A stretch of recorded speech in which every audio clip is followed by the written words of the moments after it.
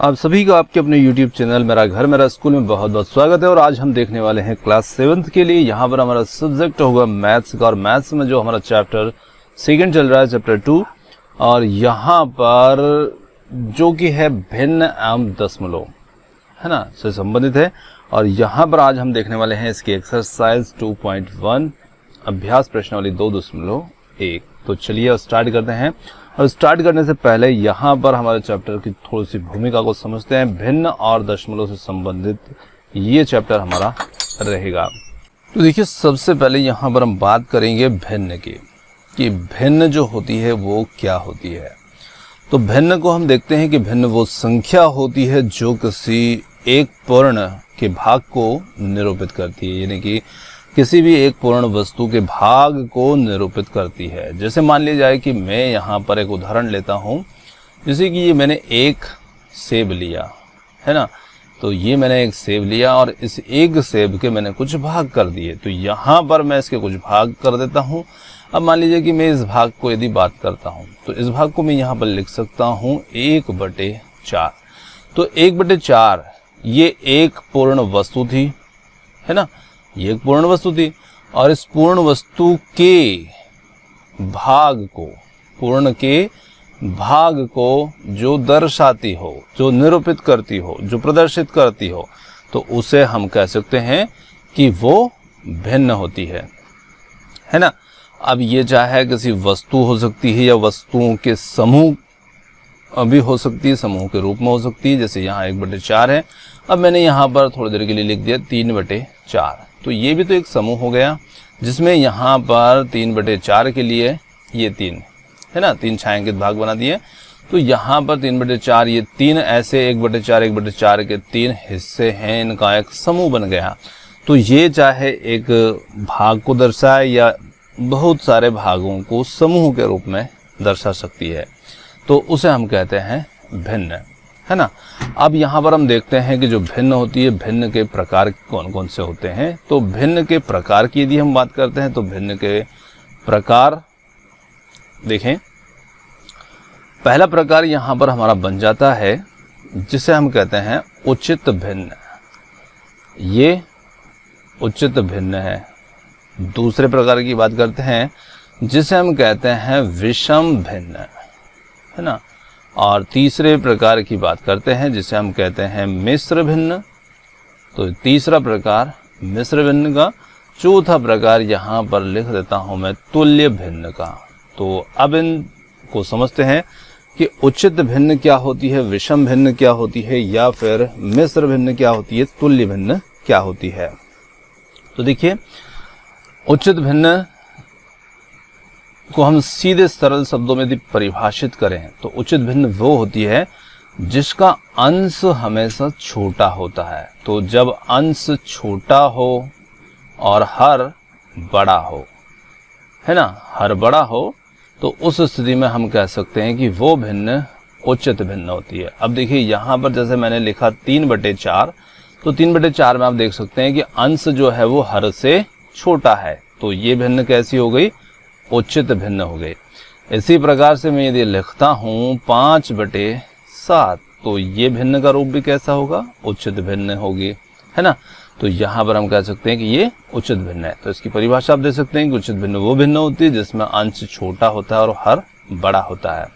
अब बात करते हैं विषम भिन्न की। और विषम भिन्न जो होती है, इसे हम कहते हैं अनुचित भिन्न भी कह देते हैं, क्योंकि जैसे ये उचित थी तो ये अनुचित होगी, तो इसे अनुचित भी बोल दिया जाता है कभी कभी। तो अनुचित या विषम एक ही बात है। तो यहाँ पर उचित का विपरीत हो जाता है। इसमें जो होता है अंश, जो होता है अंश हम किसे कहते हैं, तो ऊपर की जो संख्या होती है ना, उसे अंश कहते हैं, ये ध्यान रखिएगा। और हर, तो हर यहाँ पर छोटा हो जाता है और अंश बड़ा हो जाता है।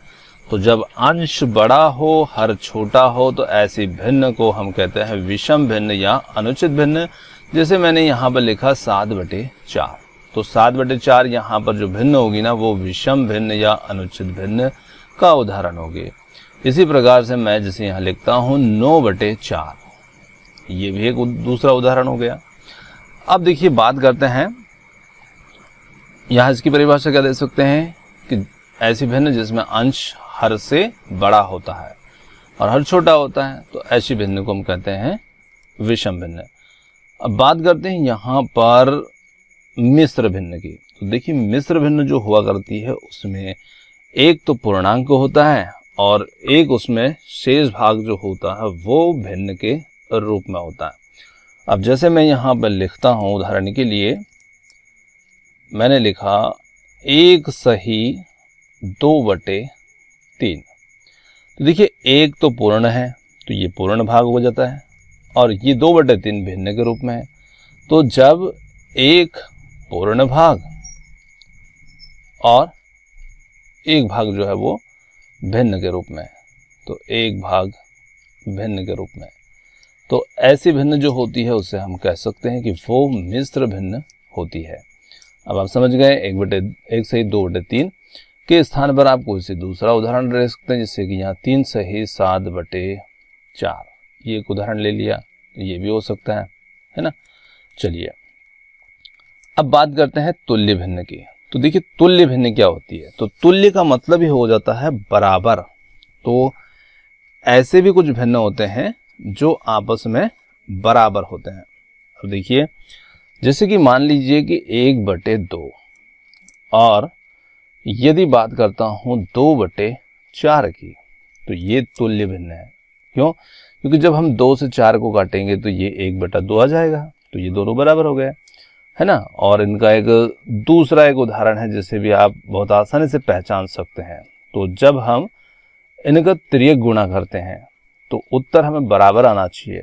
देखिए ये 2 दूनी 4 और 4 का 1 में करेंगे 4, है ना। तो ऐसे भी आप पहचान सकते हैं कि ये तुल्य भिन्न है या नहीं है। तो तुल्य भिन्न में ये बात हमें ध्यान रख सकते हैं, है ना। तो तुल्य भिन्न जो बराबर होती है। अब वो उसी भिन्न का एक बड़ा रूप है, जैसे यहाँ 1/2 था, यहाँ 2/4 था, तो उसी का एक बड़ा रूप था। अब इसको मैं यदि यहाँ पर लिखूं तो मैं 3/6 भी लिख सकता हूँ, क्योंकि 3 से फिर 6 काटेंगे तो 1/2 ही आएगा। तो 1/2 बराबर 3/6 भी बराबर हो सकता है। अब गुणा करके देख सकते हैं, तिर्यक गुणा, 2 3 6 और 6 एकम 6, ये तो ये भिन्न तुल्य भिन्न होती है। चलिए अब हम बढ़ते हैं हमारी मेन एक्सरसाइज की ओर। चलिए फर्स्ट क्वेश्चन है यहाँ पर हमारा, हल कीजिए। अब यहाँ पर हमें इसे हल करके दिखाना है। तो देखिए भिन्न है, भिन्न का यहाँ पर पहले सवाल के अंदर दिया है अंतर कि 2 से आप जो भिन्न है 3/5 इसे घटाइए, है ना। अगले में जोड़ना है, यहाँ पर दोनों भिन्न है, फिर यहाँ पर दोनों भिन्न का अंतर है। तो 4 क्वेश्चन यहाँ पर 4 अलग अलग प्रकार के हैं। तो चलिए पहले वाले को हल करते हैं। तो देखिए जब भी हमें एक पूर्णांक दिया है और एक भिन्न के रूप में है और यहाँ पर अंतर करना है, इनका घटाना है इन्हें, तो यहाँ पर 2 के बटे में हम 1 मान लेते हैं, कुछ नहीं है तो 1 मान लेंगे, और यहाँ पर 3/5 इनका लघुत्तम लेंगे। 1 और 5 का लघुत्तम ऐसी संख्या को लेंगे जिससे कि 5 और 1 दोनों से उसमें भाग जा सके, तो उसे हम 5 को ही ले सकते हैं, क्योंकि 5 में 1 से भाग जाएगा, 5 से भी चला जाएगा। अब देखिए 1 से हम भाग लगाएंगे 5 में, तो कितना होगा 5। तो यहाँ पर जो भी आपका भागफल आता है उसका गुणा आपको इस संख्या में करना है। फिर यहाँ 5 से आप इस 5 को भाग लगाएंगे और जो उत्तर आता है उसका गुणा इसके ऊपर 3 में करना है। तो यहाँ पर 3 गुणित 1 हो जाएगा, क्योंकि 5 से 5 को भाग लगाएंगे 1 आएगा। अब यहाँ पर इन दोनों का गुणा कर लीजिए, तो 5 दूनी 10, तो ये 10 और 3 एकम 3 और बटे 5। तो यहाँ पर 10 में से 3 घटाते हैं तो ये बन जाता है 7 और बटे में 5। तो यहाँ पर इस भिन्न का जो हम हल करेंगे तो ये 7/5 के रूप में आ जाएगा। अब देखिए यदि उत्तर को हमें और भी आगे ले जाना है तो उस स्थिति में यहाँ पर हम 7 को 5 से भाग लगा देते हैं। तो देखिए 5 से 7 को भाग लगाते हैं, 5 एकम 5 और ये बच जाता है 2 शेषफल। तो देखिए आपने भाग किससे लगाया था, 5 से, तो इसे आप मिश्र भिन्न के रूप में इस प्रकार से लिख सकते हैं। ये बटे में लिखेंगे 5 और 5 एकम 5 और ये जो शेष बचा था वो यहाँ पर, तो इसे हमें 1 सही 2/5 भी लिख सकते हैं। तो 7/5 या तो ये उत्तर बता सकते हैं, और इसके आगे यदि आपका उत्तर ये ना हो करके ये हो तो आप इस रूप में भी लिख सकते हैं। तो ये था हमारा पहला क्वेश्चन। चलिए अब दूसरे क्वेश्चन को देखते हैं। देखिए दूसरे क्वेश्चन के अंदर यहाँ पर जोड़ करना है 4 + 7/8 का। तो यहाँ पर जब इसका जोड़ हम करते हैं तो फिर वही 4 के नीचे कुछ नहीं तो 1 मान लेंगे, लघुत्तम लेंगे। लघुत्तम ऐसी संख्या जिससे 1 और 8 दोनों से भाग उसमें जाए, तो वो है 8, है ना। पहले आप दोनों में से देख सकते हैं कोई सी संख्या आ सकती है। तो 8 को हम 1 से भाग लगाएंगे, आएगा 8 का गुणा हम 4 में करेंगे तो यहाँ पर ये लिख देंगे। फिर इसी के साथ में 8 से 8 को भाग लगाएंगे, 1 आएगा, 7 का गुणा हम 1 में करेंगे। तो यहाँ पर 8 चुक हो जाता है 32 और प्लस ये 7 और नीचे हो गया ये 8। 32 और 7 यहाँ पर हो जाते हैं 39 और बटे में ये हो जाएगा यहाँ पर 8। अब देखिए इसे हम मिश्र भिन्न के रूप में इसे लिख सकते हैं। तो देखिए 8 चुक 32 है ना। तो 8 से तो आप भाग लगा रहे हैं, कितनी बार भाग जा रहा है? 4 बार। और उसके बाद शेष कितने बच रहे हैं? 7, क्योंकि 32 और 7 39। तो 4 सही 7/8 भी लिख सकते हैं। तो आपका उत्तर ये भी हो सकता है। और इसके आगे यदि आप और जाना चाहते हैं तो उसका उत्तर ये भी हो सकता है ना। दोनों ही यहाँ पर हमारे उत्तर हैं, आपको जो मर्जी हो आप वो उत्तर लिख सकते हैं। चलिए थर्ड वाले की बात करते हैं। थर्ड वाले के अंदर हमें देखना है यहाँ पर 3/5 + 2/7। फिर वही अब लघुत्तम लेते हैं इनका। लघुत्तम ऐसी संख्या जिससे दोनों में भाग जा सके। तो आप इन दोनों का सिंपल सा गुणा करके भी वो संख्या ढूंढ सकते हैं, एक अनुमान लगा सकते हैं। जैसे 7×5 = 35, तो 35 बिल्कुल वो संख्या हो जाएगी। तो यहाँ पर हम एलसीएम के रूप में ले लेते हैं 35, है ना। तो यहाँ पर हमने ले लिया 35। अब 35 को आप 5 से भाग लगाएंगे, 7 आएगा, 7 का गुणा 3 में करेंगे, 3 × 21। फिर 7 का 35 में भाग लगाएंगे, 5 का 2 में गुणा कर देते हैं, ये कर दिया, है ना। 7 × 3 = 21 और 5 दूनी 10 और नीचे हो जाता है ये 35। चलिए अब इन दोनों को जोड़ लेते हैं। तो यहाँ पर 21 10 हो जाते हैं 31 और 31/35। तो यहाँ पर हमारा जो उत्तर हो जाएगा 31/35 हो जाएगा। चलिए आगे हम बात करते हैं अगले वाले को, चौथे वाले को। ये हमारा थर्ड था, यहाँ हम फोर्थ वाले को कर रहे हैं। 9/11 - 4/15, है ना। तो चलिए अब इनका एलसीएम लेना है। तो एलसीएम के लिए आप यहाँ पर 15 एकम 15 और 15 और 5 हासिल 1 गुणा करके भी वो संख्या प्राप्त कर सकते हैं। तो इन दोनों का गुणा करते हैं तो आपको मिल जाएगी संख्या 165, है ना। क्योंकि इसमें 11 जो है वो एक अभाज्य संख्या है। तो यहाँ पर गुणा करके हम वो संख्या ढूंढ सकते हैं। तो हमने लिया यहाँ पर इनका एलसीएम 165 और 11 से हमने लगाया इससे 165 को भाग, तो 15 आएगा, है ना। क्योंकि दोनों संख्याओं का गुणा या दोनों संख्याओं से भाग इसमें जाना चाहिए। तो हमने वही संख्या ढूंढी है जिसमें 11 से आप भाग लगाएंगे तो ये 15 बार इसमें जाएगा, है ना। तो आप यहाँ पर 9 में गुणा करेंगे 15 का, फिर -4, 15 से आप इसमें भाग लगाएंगे तो आएगा 11 और 11 का गुणा आप करेंगे 4 में। तो यहाँ पर 15 9 135 और 11 चुक 44 बटे 165, ये है ना। अब यहाँ पर हम देखते हैं कि 135 से जब हम 44 को घटाते हैं तो यहाँ पर 15 में से 4 जाते हैं, 5 में से 4 जाते हैं, तो ये बचेगा 1 और यहाँ 13 से 4 जाएंगे 9, 91 बटे 165, ये हो जाएगा हमारा उत्तर।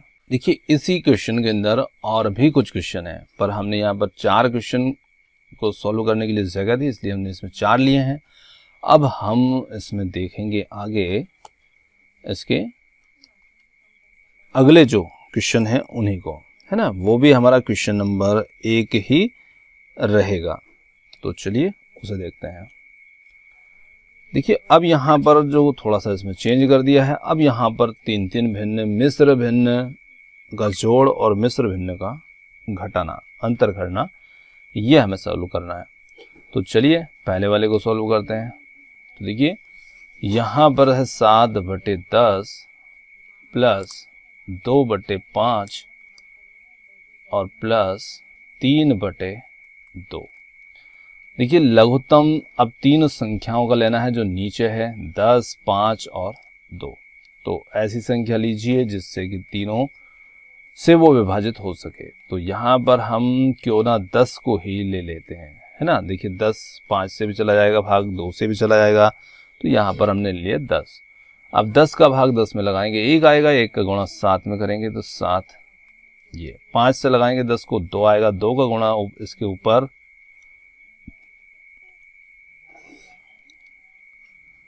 किस संख्या में हो जाएगा, 2 गुणित 2 प्लस 2 से लगाएंगे 10 को 5 आएगा, 5 का गुणा करेंगे 3 में, ये तो यहाँ पर 7 प्लस 4 प्लस 5 3 15 और नीचे हो जाएगा 10।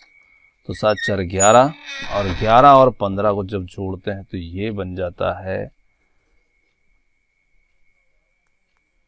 26, है ना। तो 26/10। अब देखिए 26/10 को आप किसी एक संख्या से काट सकते हैं जिससे कि दोनों को ही हम काट पाएं। तो यहां पर हम 2 से काट देते हैं, 2 से 13 और 2 पंजे 10, तो ये हो जाएगा 13/5। अब 13/5 को हम मिश्र भिन्न में आगे ले जा सकते हैं, तो बिल्कुल ले जा सकते हैं। 5/5 लिख दीजिए। 5 से 13 में कितनी बार भाग लगाएंगे हम, तो हम लगाएंगे 5 दूनी 10 और शेष कितने बचेंगे 3। तो ये 2 सही 3/5 इस रूप में से लिख देंगे। चलिए अगले वाले को देखते हैं।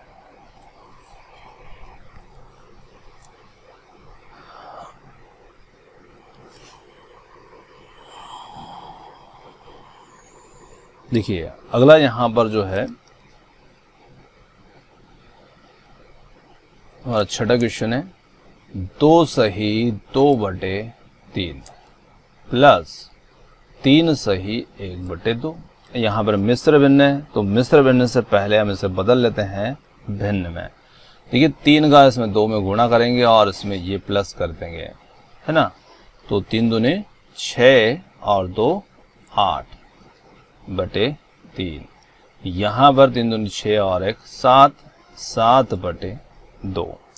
तो इसे हमने बदला इस रूप में 8/3 और 7/2 में। अब यहाँ पर लघुत्तम लेते हैं तो इसका लघुत्तम हो जाता है, यहाँ पर 3 2 का लघुत्तम 6, 3 से भाग लगाएंगे 6 को 2, 2 का 8 में गुणा करेंगे 8 दूनी 16, 2 से भाग लगाएंगे 6 को 3 आएगा, 3 का गुणा 7 में करेंगे 7 3 21। क्योंकि अब आप सीख चुके हैं कि गुणा कैसे किया जाता है, तो मैं सीधे सीधे गुणा कर रहा हूँ, है ना। अब यहाँ पर हम 16 और 21 को जोड़ते हैं तो 6 और 1 7, 2 और 1 3, 37/6।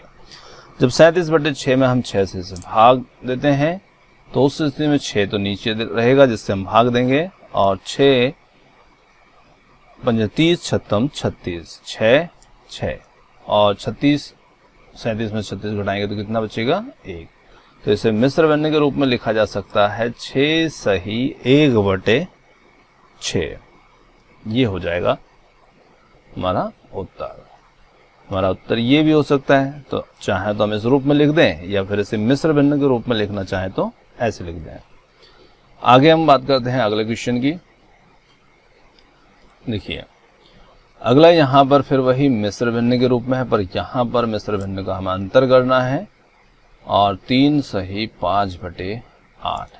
तो देखिए सबसे पहले इन्हें हम कन्वर्ट करते हैं, 8 दूनी 16 और 1 17/2। इसे हम बदलेंगे 8 3 24, 24 और 5 हो जाते हैं 29, तो 29/8 में। तो इस प्रकार से इन्हें हम 17/2 और 29/8 में बदल देंगे। ये भिन्न के रूप में आ गई। यहाँ पर लघुत्तम लेते हैं, तो लघुत्तम दोनों में से कोई से नंबर को ले लें जिसमें दोनों का भाग चला जाए। देखिए 2 को तो हम ले नहीं सकते हैं क्योंकि 2 में 8 का नहीं जाएगा, तो यहाँ पर 2 से 8 को लगा सकते हैं, 8 से 8 को भी लगा सकते हैं, तो हम बड़ी संख्या को लेना है ना। देखिए 2 से हम भाग लगाएंगे 8 को, कितना आएगा 4, और 4 का गुणा हम करेंगे 17 में, तो 17 चुकू 68, तो ये बन जाएगा यहाँ पर 68। 8 से 8 एक बार, 1 का गुणा 29 में करेंगे तो 29। चलिए अब 68 से हम यहाँ पर 29 को घटा देते हैं, तो यहाँ पर 18 से 9 जाएंगे तो 9 और 3, 6 से 3 जाएंगे तो 3, 39/8। अब 39/8 को हम और भी मिश्र भिन्न के रूप में ला सकते हैं, तो 8 चुकू 32, ये 8 से भाग लगाया, 8 यहाँ लिखा, 8 चुकू 32 और बचे 7, तो 4 सही 7/8, ये हमारा उत्तर हो जाएगा, है ना, इस रूप में। तो ये था हमारा पहला क्वेश्चन। अब बढ़ते हैं हम हमारे दूसरे क्वेश्चन की ओर। यहां पर आपने देखा भिन्नों का जोड़, घटाना, मिश्र भिन्न, इन सभी सवालों। चलिए दूसरे क्वेश्चन को देखते हैं।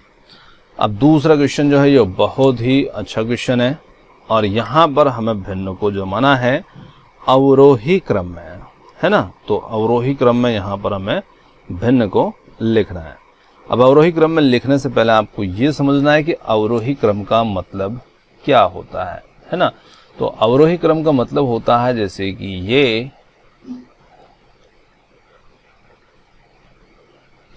अब इसे देखकर आप अवरोही क्रम को समझ चुके हैं, यानी कि पहले बड़े नंबर को, फिर उससे छोटे को, फिर उससे छोटे को, फिर उससे छोटे को। तो यहां पर हम कह सकते हैं घटते क्रम में इसे रखना है ना, क्योंकि जैसे जैसे हम आगे बढ़ रहे हैं वैसे वैसे क्रम जो है वो घट रहा है, तो यहां पर सीधे सीधे घटते क्रम में रखना है। अब देखिए यहां पर हमारे लिए भिन्न है 2/9, 2/3 और 8/21। अब देखिए आप कई तरीके से इस सवाल को हल कर सकते हैं, पर हम सरल से सरल तरीके की बात यहाँ पर करेंगे जिससे आपको आसानी हो। देखिए आप सीधे 2 में 9 का भाग लगा करके भी निकाल सकते हैं, 2 में 3 का भाग लगा देंगे इसमें तो भी मान निकल जाएगा, 8 में 21 का लगाएंगे, पर वो वहाँ पर भाग लगाना हमारे लिए बहुत लंबी प्रक्रिया हो जाएगी, क्योंकि नीचे बड़ी संख्या है, ऊपर छोटी संख्या है, तो थोड़ा सा मुश्किल हो जाता है। अब देखिए सबसे पहले यहां पर हमें क्या करना है, सभी संख्याओं को समान, है ना, इन्हें हमें समान हर वाले भिन्न में इन्हें परिवर्तित कर लेना है ना, परिवर्तित करना है।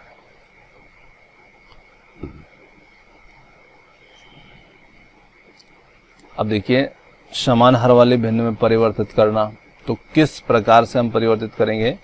तो देखिए यहाँ इसका हर 9 है, इसका 3 है, इसका 21 है, तो हम ऐसे नंबर का इनमें गुणा करें कि जिनसे ये सभी समान हर वाली भिन्न में परिवर्तित हो जाए।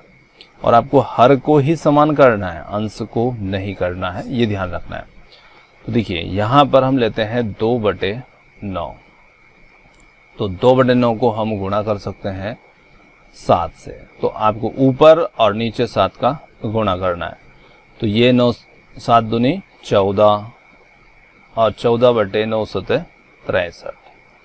अब देखिए 2/3, 2/3 को हमें अब इसमें भी नीचे हमें कितना लाना है, 63 लेके आना है। तो इसमें हम किसका गुणा कर सकते हैं, तो इसमें हम 21 का गुणा करेंगे, तो 21, तो देखिए 21 दूनी 42 और 21 3 63, ये हो गई दूसरी।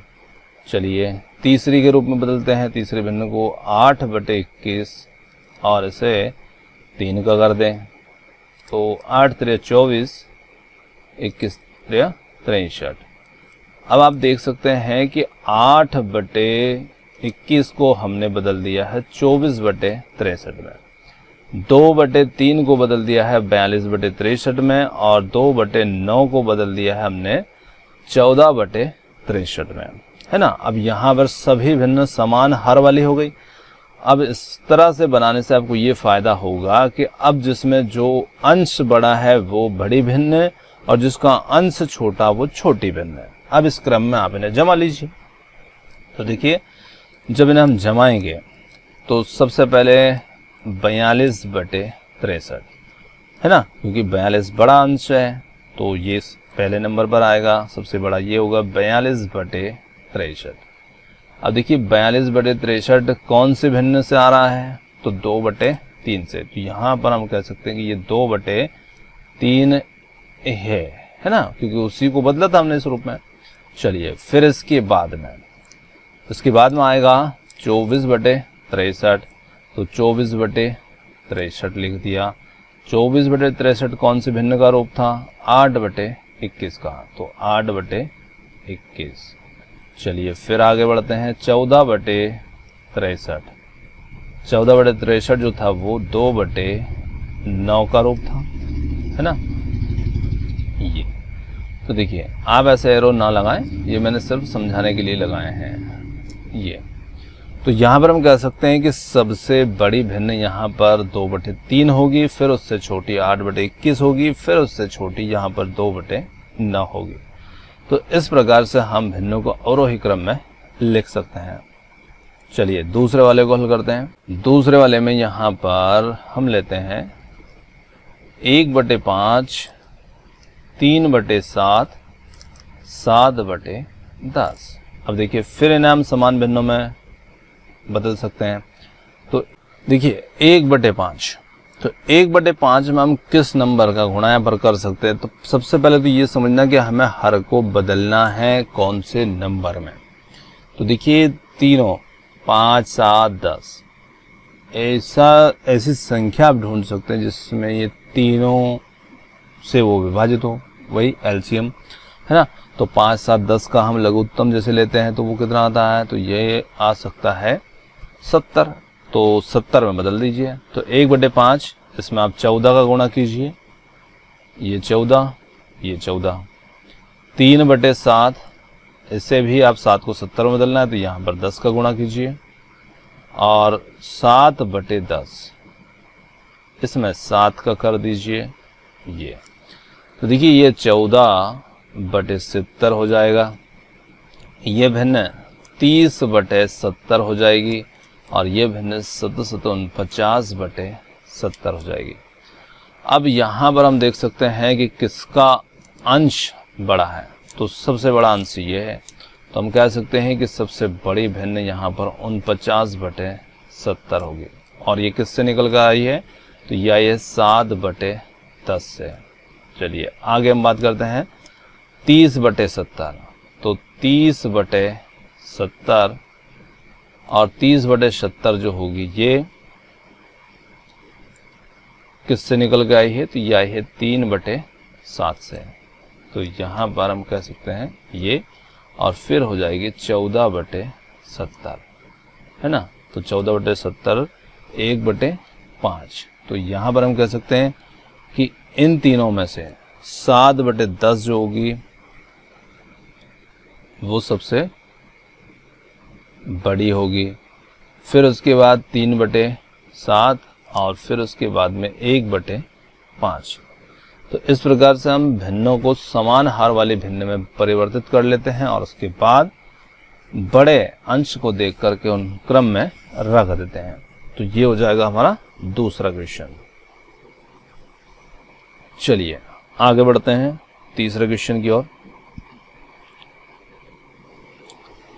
देखिए थर्ड वाला क्वेश्चन है, यहाँ पर एक जादुई वर्ग में प्रत्येक पंक्ति स्तंभ एवं प्रत्येक विकर्ण की संख्याओं का योग समान होता है। तो क्या ये जादुई वर्ग है? तो यहाँ पर हमें देखना है एक वर्ग बना हुआ जहाँ पर ये इसके लिए पंक्तियां हैं। इस तरफ जाएंगे तो ये पंक्ति होगी, और इस तरफ नीचे आएंगे तो ये स्तंभ होंगे।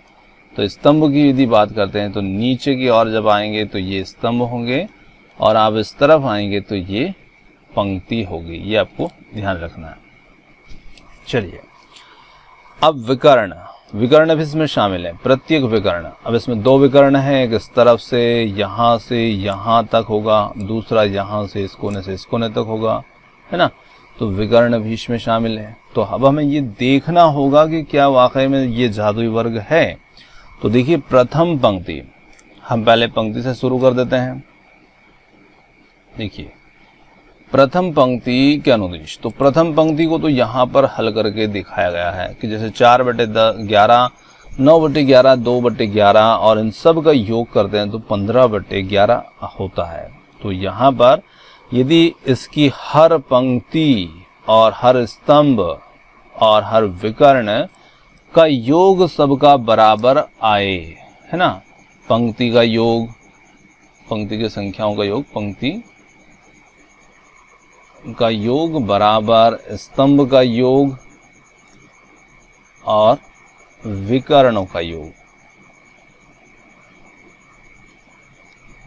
यदि ये सब समान आते हैं, यदि ये सब समान आते हैं तो उस स्थिति में हम कह सकते हैं कि बिल्कुल ये जादुई यहाँ पर वर्ग होगा। चलिए हल करेंगे। देखिए प्रथम पंक्ति का तो योग यहाँ पर करके दिखाया, 15/11 आ रहा है। अब यदि हम द्वितीय से शुरू कर लेते हैं तो देखिए द्वितीय से शुरू करेंगे तो द्वितीय पंक्ति हम चलेंगे इस तरफ ना, ये पहले 3/11 है इसमें द्वितीय पंक्ति। देखिए 3/11 प्लस 5/11 प्लस 7/11। देखिए जब नीचे हर समान हो तो आपको लघुत्तम वही संख्या आप ले सकते हैं जो सब में है। तो 11 सभी में है और 11 ही लघुत्तम होगा।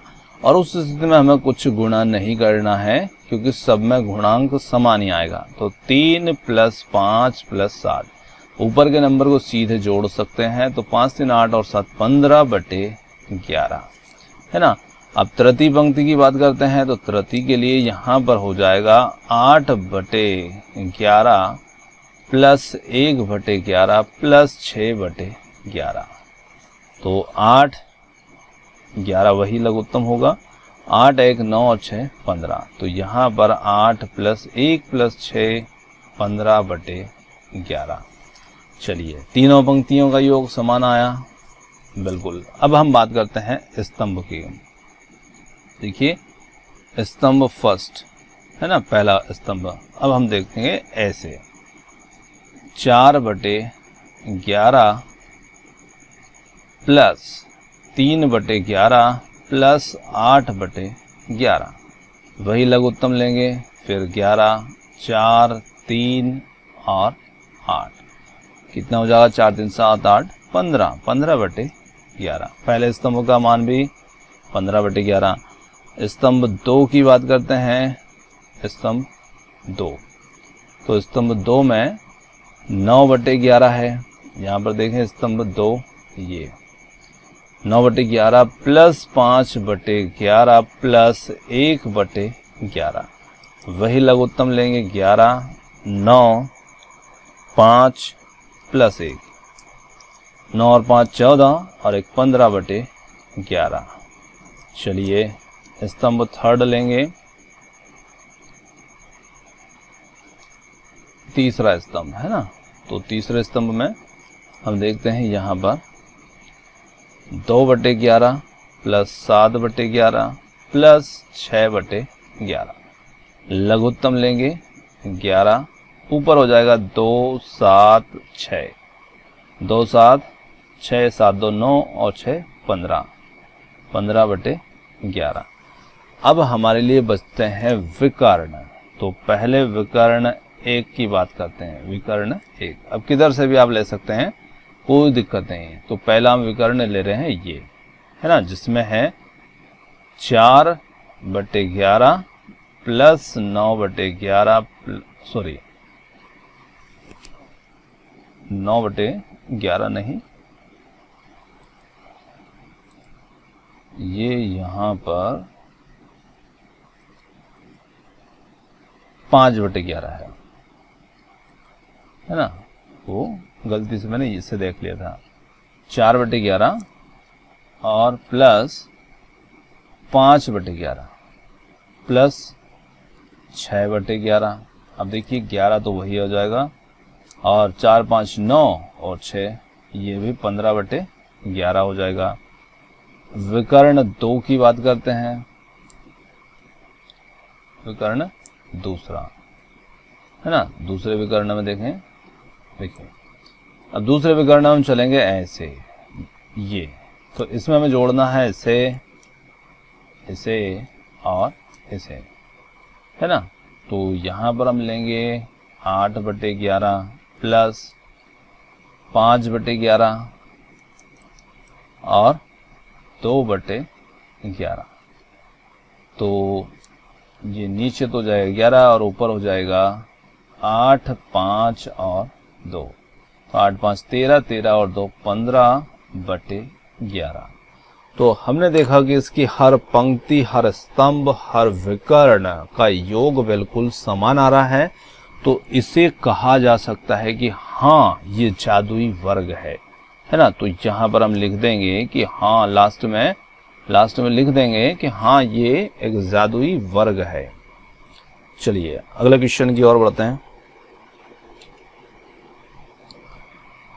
देखिए अगला क्वेश्चन है, यहाँ पर एक आयताकार कागज की लंबाई 12 सेंटीमीटर, 12 सही 1/2 सेंटीमीटर और चौड़ाई 10 सही 2/3 सेंटीमीटर है। तो यहाँ पर कागज का परिमाप क्या होगा? तो देखिए बहुत सरल सा क्वेश्चन है, सिर्फ हमें यहाँ पर क्वेश्चन को भिन्न के रूप में, मिश्र भिन्न के रूप में दिया है। तो कोई बात नहीं, मिश्र भिन्न के रूप में है तो भी हम बहुत आसानी से निकाल सकते हैं। तो चलिए पहले तो हम देखिए कागज मान लेते हैं, जैसे कि ये हमने कागज लिया। चलिए फिर से बनाते हैं कागज को। देखिए ये हमने कागज लिया। अब कागज कुछ इस प्रकार का है, क्योंकि कागज किस आकार का है, तो आयताकार कागज है।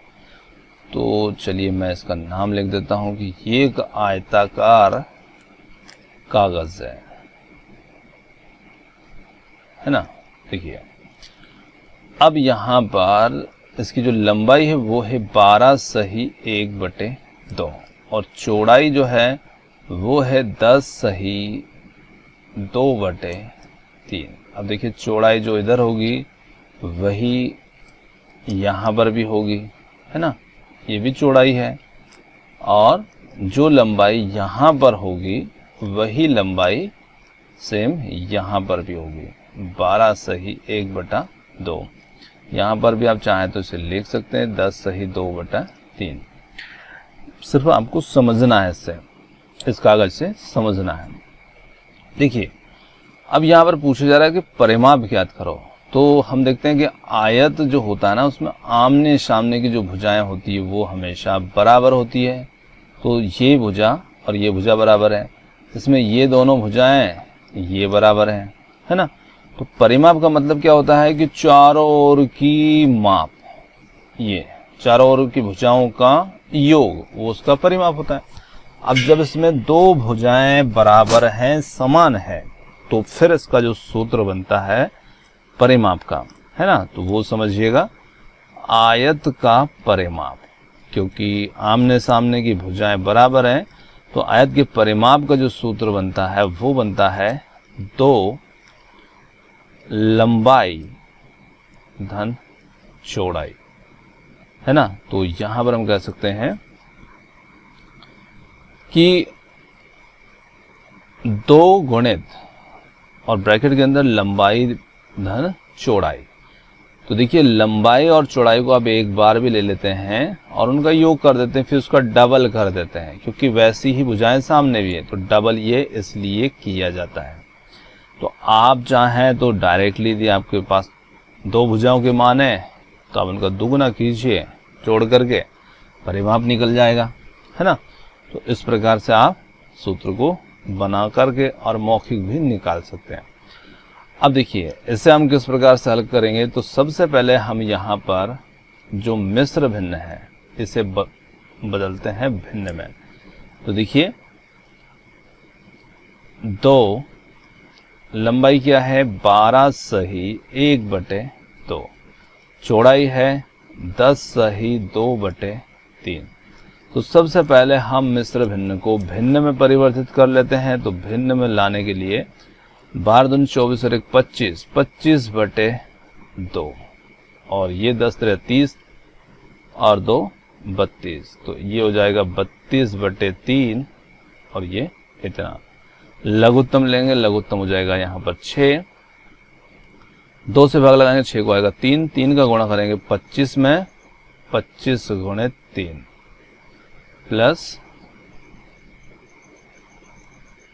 3 6 और 2 का गुणा करेंगे 32 में, ये है ना। तो देखिए 25 3 75 और 32 दूने 64/6 और आगे 2 चल रहा है हमारा, ये है ना।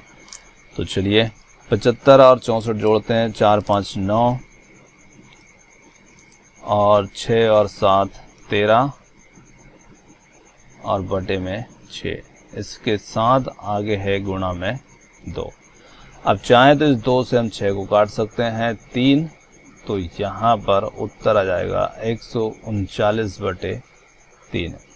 अब देखिए 139/3, तो इसे हम मिश्र भिन्न में भी परिवर्तित कर सकते हैं, क्योंकि हमें यहाँ पर लंबाई चौड़ाई मिश्र भिन्न में दी थी, तो हम बिल्कुल उत्तर को भी यहाँ पर मिश्र भिन्न में बदल सकते हैं।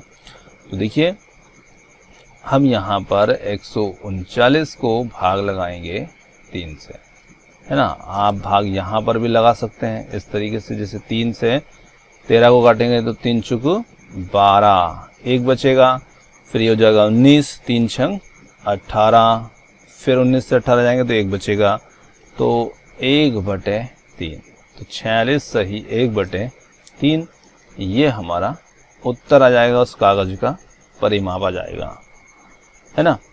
चलिए ये हो गया हमारा उत्तर। अगले क्वेश्चन की ओर बढ़ते हैं। अब अगला क्वेश्चन जो है, दी हुई आकृति में 2 आकृतियां दे रखी हैं, एक त्रिभुज ABE और दूसरा दिया है आयत BCDE का परिमाप ज्ञात कीजिए। अब देखिए यहाँ पर हमें दोनों ही आकृतियों में परिमाप ज्ञात करना है, साथ ही साथ ये भी बताना है कि किसका परिमाप ज्यादा है। तो चलिए, परिमाप का मतलब होता है चारों ओर की माप का योग। तो देखिए यहाँ पर हम देखें तो ये तो है आयत, इस चित्र में ये तो आयत है, इतना इतना जो भाग है ये तो आयत है, पर इसके ऊपर का जो है वो क्या है, त्रिभुज है। और ये भी बताना है कि दोनों में से किसका परिमाप ज्यादा है ना। चलिए निकालते हैं। देखिए पहले हम बात कर लेते हैं त्रिभुज की, क्योंकि पहले नंबर पर त्रिभुज दिया है। तो त्रिभुज ABE में, है ना, यहाँ पर त्रिभुज ABE में, तो यहाँ पर भुजा AB हमें दे रखी है कितनी, 5/2। इसी के साथ आगे इसमें भुजा है AE, और AE भुजा का मान कितना दिया है, 3 सही 3/5, है ना। फिर इसके बाद एक भुजा और है और वो है BE, और BE का मान हमें कितना दिया, 2 सही 3/4। तो देखिए 2 भुजाएं मिश्र भिन्न में हैं, तो चलिए इन्हें हम थोड़ा सा भिन्न में परिवर्तित कर लेते हैं। तो देखिए 5 3 15, 3 18/5, और B जो होगी 4 दूनी 8, 3 11, 11/4। तो BE को हम कह सकते हैं कि ये 11/4 होगी, AB यहाँ पर 5/2 होगी। अब तीनों भुजाओं का योग कर दीजिए, यही परिमाप होगा, है ना। तो त्रिभुज ABE का परिमाप बराबर हम कह सकते हैं कि ए बी भुजा प्लस ए ई भुजा प्लस बी ई भुजा। चलिए करते हैं इनका योग। तो 5/2 18/5 प्लस 11/4। जब योग करेंगे तो लघुत्तम लेंगे और लघुत्तम में ऐसी संख्या को लेना है जिससे कि 2, 5 और 4 तीनों से ही वो विभाजित हो जाए। तो यहाँ पर हम लघुत्तम ले सकते हैं इसके लिए 20, है ना। तो यहाँ पर हमने लिया 20। 2 से भाग लगाएंगे 20 को तो आएगा 10। 10 का गुणा 5 में करेंगे तो 50। चलिए 5 से भाग लगाएंगे 20 को 4। 4 का गुणा 18 में करेंगे तो 18 चौक 72। फिर 4 से लगाएंगे 20 को भाग 5 आएगा। 5 का गुणा हम 11 में करेंगे तो 11 5 55। तो यहाँ पर हो जाएगा 55, है ना। अब इन तीनों को हम जोड़ लेते हैं। तो 5 और 2 7, 7 और 5 12, 12 और 5 17, 177/20। तो 177 को जब हम 20 से भाग लगाएं, है ना, तो इसे हम भाग लगाएंगे तो जैसे 20 से तो हम भाग लगा रहे हैं, ये लिख दिया 20 8 160 और बचेंगे कितने, तो बचेंगे इसमें 17। तो ये हम लिख देंगे यहाँ पर। तो 8 सही 17/20। तो ये निकलता है इस त्रिभुज का परिमाप, जो मैं इसके सामने यहाँ पर लिख रहा हूँ ताकि हमें ध्यान रहे। 8 सही 17/20। चलिए अब हम निकालेंगे आयत का। देखिए आयत का परिमाप का भी सूत्र हमने देखा था। आयत का परिमाप बराबर 2 गुणित लंबाई प्लस चौड़ाई, है ना। तो यहाँ पर लंबाई है, देखिए यहाँ पर 7/6 हमें दिया है वो इसकी चौड़ाई है, और इसकी लंबाई यहाँ जो त्रिभुज की भुजा होगी और इस आयत की लंबाई होगी वो दोनों एक ही है। तो इसी को हम इसकी यहाँ पर लंबाई मानेंगे। तो 2 गुणित इसके लिए लंबाई हो जाएगी यहाँ पर 2 सही 3/4 और चौड़ाई हो जाएगी 7/6। चलिए 2 4 दूनी 8 और 3 11, 11/4 और 7/6। लघुत्तम लेते हैं, लघुत्तम लेंगे इन दोनों का तो ये आ जाएगा 12। देखिए 4 से भाग लगाएंगे 12 को 3 का गुणा 11 में करेंगे 11 3 33, 6 दूनी 12, 2 और 2 का गुणा करेंगे 7 में, 7 दूनी 14। तो यहाँ पर 2 4 और 3 7 और 3 और 1 4 और बटे में ये है 12। तो इसे हम लिख सकते हैं 2 गुणित 47/12। 2 से हम काट देंगे 6, तो हमारे ये लिए यहाँ पर बन जाएगा 47/6। अब देखिए 47/6 जो यहाँ पर हमारा उत्तर आ रहा है, तो इसे हम चाहे तो मिश्र भिन्न में बदल सकते हैं। तो मिश्र भिन्न में हम बदलेंगे इसे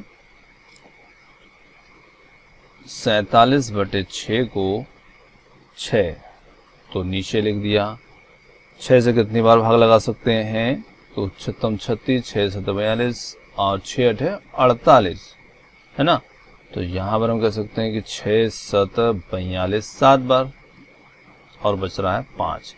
तो 7 सही 5/6 इस रूप में हम इसे लिख सकते हैं। ये यहाँ पर इसका परिमाप आ रहा है 7 सही 5/6। देखिए ये 8 सही है और ये 7 सही है 5/6। तो ज्यादा तो किसका हुआ, त्रिभुज का ही ज्यादा हुआ। अब हम यहाँ पर चाहें कि कितना ज्यादा है, यदि हम दिखाना चाहें तो घटा सकते हैं, है ना। त्रिभुज का जो परिमाप है उसमें से हम आयत वाले को घटा देंगे, तो जो ज्यादा और कम का अंतर है वो इसमें निकल के सामने आ जाएगा। तो यहाँ पर हम कहेंगे कि त्रिभुज का परिमाप जो है वो बड़ा है या ज्यादा है। तो चलिए यहाँ पर लिख सकते हैं 8 सही 17/3 बड़ा है 7 सही 5/6 से, है ना। तो यहाँ पर ये इन दोनों के परिमाप आएंगे इस प्रकार से, और इनमें इकाई जोड़ देंगे सेंटीमीटर दोनों की इकाई है। तस्वीर को किसी फ्रेम में या चौखट में जड़ना चाहता है और तस्वीर की जो चौड़ाई है वो इतनी है, 7 सही 3/5 सेंटीमीटर चौड़ी है, और चौखट में उचित रूप से जड़ने के लिए तस्वीर की चौड़ाई इतने से ज्यादा नहीं होना चाहिए। अब इतने से ज्यादा क्यों नहीं होना चाहिए, क्योंकि फ्रेम का साइज है ये, है ना। क्योंकि यहाँ पर हमें बोला जा रहा है कि भाई तस्वीर इतने से ज्यादा बड़ी नहीं होना चाहिए, क्योंकि वो नहीं जड़ पाएगी, तो ज्यादा नहीं हो सकती। तो तस्वीर की कितनी काट छांट की जाना चाहिए। तो देखिए फ्रेम यहाँ पर छोटी है, आपसे पूछा जा रहा है कि तस्वीर को कितनी काट छांट करे, मतलब तस्वीर क्या है, बड़ी है ना। तो कितनी काट छांट करनी पड़ेगी, तो हम तस्वीर के साइज से फ्रेम के साइज को घटा दें, जो अंतर रहेगा उतनी ही काट छांट करनी पड़ेगी। तो सीधे सीधे प्रश्न को यहाँ पर हमें समझ में आना जरूरी है ना। तो प्रश्न को यदि हम देखें तो हमें पढ़ने से ही वो समझ में आना चाहिए। तो सबसे पहले यहाँ पर बात करते हैं तस्वीर जो भी है, तस्वीर की चौड़ाई की। तो तस्वीर की चौड़ाई कितनी है ना। तो देखिए तस्वीर की चौड़ाई यहाँ पर है 7 सही 3/5, और इसे हम 5 7 35 और 3 38/5 लिख सकते हैं भिन्न के रूप में। ये हमने लिख दिया, है ना। अब बात करते हैं फ्रेम की चौड़ाई। अब फ्रेम की चौड़ाई कहाँ दे रखी है, तो ये दिया है कि जड़ने के लिए तस्वीर की चौड़ाई इतने से ज्यादा नहीं हो सकती, ये फ्रेम की ही चौड़ाई है। तो फ्रेम की जो चौड़ाई होगी वो क्या होगी, तो वो हमें दे रखी है यहाँ पर 7 सही 3/10, और इसका मतलब हो जाएगा 10 10 70 और 3 73/10।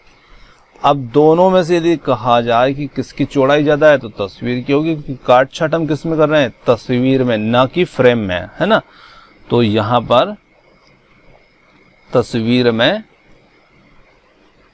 काट छांट, तस्वीर में काट छांट कितनी करनी पड़ेगी हमें, तो यहाँ पर हम लिख सकते हैं कि 38/5, यानी कि तस्वीर की चौड़ाई से हम यदि फ्रेम की चौड़ाई को घटा दें तो जितनी तस्वीर कटी जाएगी, काट छांट की जाएगी, वही निकल करके आएगी। तो यहाँ पर हम लेंगे इनका एलसीएम, है ना, लघुत्तम आएगा इनका 10, और 5 से भाग लगाया 10 को 2 आएगा, और 2 का गुणा हम करेंगे 38 में, और यहाँ पर 10 10 का भाग 10 में लगाएंगे 1 आएगा, 1 का गुणा हम करेंगे 73 में, तो 38 दूने 76 हो जाएगा, है ना। ये बन जाएगा 38 दूने 76, और माइनस 73/10 बराबर हो जाएगा 3/10, यानी कि तस्वीर में हमें काट छांट कितनी करनी पड़ेगी, 3/10 सेंटीमीटर की, है ना। इतनी हमें इसमें काट छांट करनी पड़ेगी। चलिए अब देखिए इसी क्वेश्चन को यदि हम मौखिक रूप से हल करते हैं, ये तो बच्चों के स्तर से मैंने बताया है कि जैसे स्टूडेंट्स हैं तो वो इस स्तर से कर सकते हैं, पर मौखिक स्तर से किस प्रकार से करते हैं, तो आप यहाँ पर आंसर को ध्यान रख लीजिएगा, यही आंसर निकल के हमें आएगा। देखिए अब इसी क्वेश्चन को हम मौखिक रूप से हल करते हैं। देखिए तस्वीर का साइज है 7 सही 3/5, है ना, ये तस्वीर का साइज है। यहाँ पर फ्रेम के साइज की बात करता हूँ, 7 सही 3/10। बटे में अभी हमने इसको भिन्न में बदला था, तो 7 पंजे 35 और 3 38 बटे 5 है ना। इसे हमने बदला था तो ये 70 और 73 बटे 10 है ना। अब देखिए आप 38 में भाग लगाएं 5 का तो कितना आता है, 5 7 35 ये है ना 35 और बचेंगे 3 5 6 30 7.6 इसका मान आ रहा है। इसका मान हम निकाल सकते हैं, 0 से भाग लगाएंगे तो ये 7.3। तो तस्वीर का साइज ये है, फ्रेम की साइज ये है और तस्वीर को कितनी काट दें कि इतनी आ जाए। तो इन दोनों में अंतर देख सकते हो आप, 7.6 से सीधे 7.3 को घटा दो तो 0.3 आपका उत्तर आ जाएगा। और 0.3 जो होता है उसी को हम कहते हैं, देखिए अब मैं 0.3 का दशमलव हटाता हूँ तो दशमलव हटाऊंगा, इसके नीचे 1 लिख के एक 0 बढ़ा दूंगा तो यही बन जाएगा 3/10। ऐसे हम मौखिक रूप से हल कर सकते हैं। चलिए अगले क्वेश्चन की ओर बढ़ते हैं। अगला क्वेश्चन है, यहाँ पर रितु ने एक सेब का 3/5 भाग खाया और शेष भाग उसके भाई सोमू ने खाया। तो सेब का कितना भाग सोमू ने खाया और किसका हिस्सा ज्यादा था और कितना ज्यादा था, ये तक भी हमें इसमें बताना होगा। तो देखिए बहुत सा अच्छा सा क्वेश्चन है, हल करते हैं। देखिए रितु ने खाया, कितना खाया, रितु ने सेब खाया, कितना खाया है 3/5, ये भाग उसने खाया। अब सोमू ने कितना खाया, तो जो शेष बचा था वो सोमू ने खाया। तो यहाँ पर हम कह सकते हैं कि सोमू ने खाया, तो जो सेब था हमारा एक पूर्ण संख्या थी, पूर्ण रूप से था, उसमें से रितु ने इतना खा लिया। अब बाकी जो भी बचा होगा उस एक में से वो उसने खाया, तो उसने कितना खाया, तो उसे हम निकालेंगे इस प्रकार से 1/1 माइनस 3/5 है ना। तो यहाँ पर लघुत्तम लेते हैं, ये 5 हो जाएगा, 1 से भाग लगेंगे 5 माइनस 3 बराबर 2/5। तो सोमू ने खाया भाग है वो है 2/5। तो सोमू ने कितना खाया, 2/5 भाग खाया है ना। और रितु ने कितना खाया, 3/5। तो अब आप तुलना कर सकते हैं कि 3/5 बड़ा है कि 2/5 बड़ा है। तो निश्चित ही 3/5 बड़ा है, क्योंकि 5 हिस्सों में से 3 हिस्से रितु ने खाया और 2 हिस्से सोमू ने खाए। तो निश्चित रितु ने ज्यादा खाया। कितना ज्यादा खाया ये हमें बताना है। चलिए अब हम कितना ज्यादा खाया ये निकाल देते हैं। पहले तो चलिए लिख देते हैं, रितु ने सेब ज्यादा खाया है ना, क्योंकि 3/5 जो है वो बड़ा होता है 2/5 से है ना। अब हम देखेंगे कि उसने कितना ज्यादा खाया, ये हम इसमें निकाल करके दिखाएंगे। तो रितु के द्वारा ज्यादा खाया भाग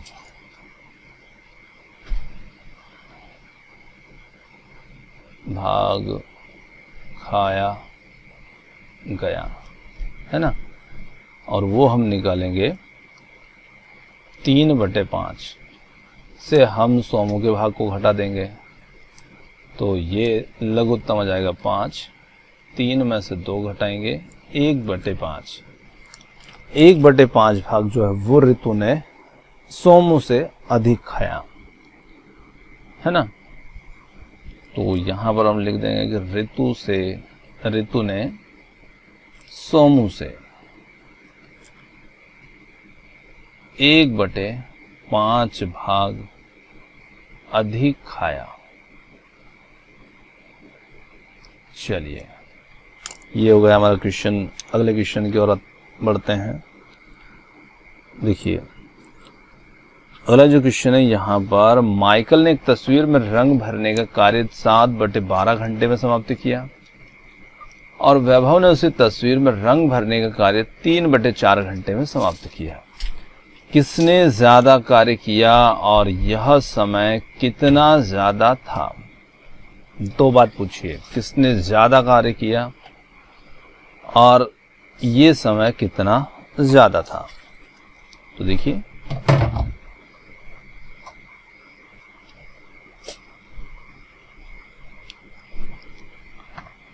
सबसे पहले यहां पर हम बात करते हैं माइकल की। माइकल द्वारा रंग भरने में लिया गया समय। अब माइकल ने कितना समय लिया? 7/12 घंटे, है ना। इसी के साथ में हम बात करते हैं वैभव की। तो पहले तो हमें ये देखना है कि किसने ज़्यादा समय लिया या किसने ज़्यादा कार्य किया, किसने कम किया। तो हम इनके घंटे यानी कि भिन्नों की तुलना करके हम इसका अंदाजा लगा सकते हैं। वैभव के द्वारा रंग भरने में लिया गया समय कितना है? 3/4। अब जैसे हमने वहां पर देखा था दो भिन्न है, उनकी तुलना करना है, हमें उन्हें क्रम में लिखना है। तो वहां पर हमने क्या किया था? समान हर वाली भिन्न में परिवर्तित कर दिया।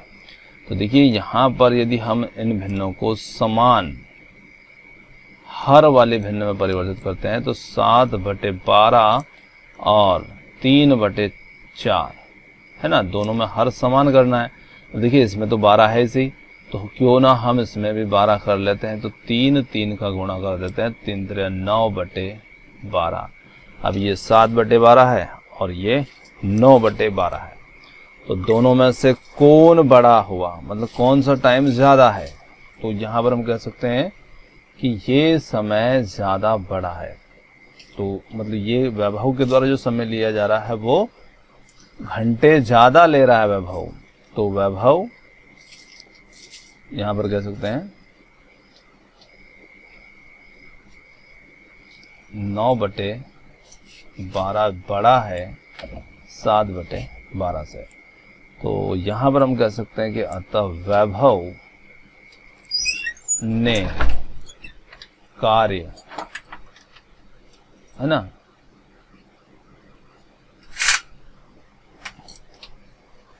करने में अधिक समय लिया। अब उसी काम को माइकल ने इतने घंटे में पूरा किया था, उसी काम को इसने इतने घंटे में पूरा किया। तो कहने का मतलब है कि उस तस्वीर में रंग भरने का जो कार्य है वो इसने बहुत जल्दी, वैभव ने रंग भरने में माइकल से कितना समय अधिक लिया? माइकल से अधिक समय लिया। अब कितना अधिक लिया? वैभव ने अधिक समय लिया है और वैभव का समय क्या था? 3/4, है ना, ये उसका समय था। तो 3/4 से हम माइकल का टाइम जो है 7/12 ये घटा देते हैं 7/12। तो यहाँ पर लेंगे एलसीएम, 12 4 3 आएगा, 3 का गुणा करेंगे 3 में, ये 7 गुणित 1, तो 9 - 7/12 और ये हो जाएगा 2/12 1/6। तो यहाँ पर वैभव ने कितना अधिक समय लिया है? तो ये लिया है 1/6 घंटे, है ना, ये घंटे। तो वैभव के द्वारा 1/6 घंटे अधिक समय लिया गया है। तो ये थी हमारी आज की प्रश्नावली अभ्यास 2.1। और प्रश्न आपको कैसे लगे कमेंट्स करके जरूर बताइएगा। वीडियो पसंद आया तो वीडियो को लाइक शेयर और चैनल को सब्सक्राइब करना ना भूलिएगा। आपने हमें इधर सुना उसके लिए बहुत बहुत धन्यवाद। Thank you so much. मिलते हैं जल्द ही एक और नए किसी वीडियो के साथ।